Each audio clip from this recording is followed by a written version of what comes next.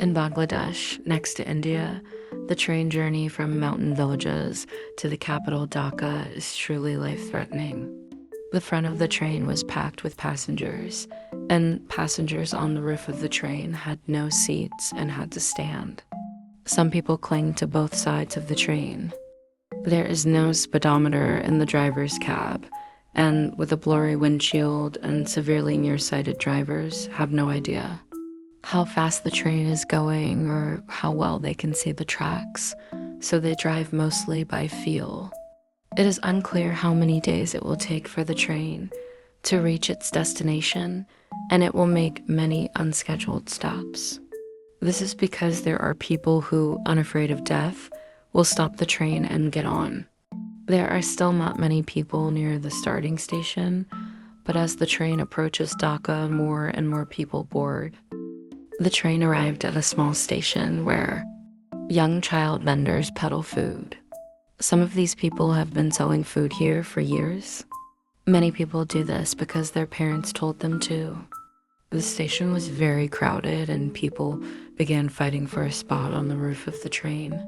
People on the train roof must be careful of the bridge above. If the timing is off by even a second, it can be disastrous. There are always vendors selling their goods on the roof of the train every day, and before you know it, you'll see their heads suddenly appear from under your feet and jump onto the roof of the train one after another. Some parts of the cab are not functioning, and the driver can only see the tracks vaguely through the windshield and have to rely entirely on instinct to operate the train. The train never brakes. If it did suddenly, many of the people on the roof of the train would fall off and an accident would occur.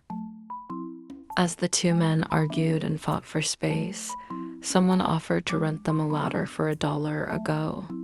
People fight for seats, pay to get a spot, and if they can't squeeze onto the roof of the train, they have to hang out the window.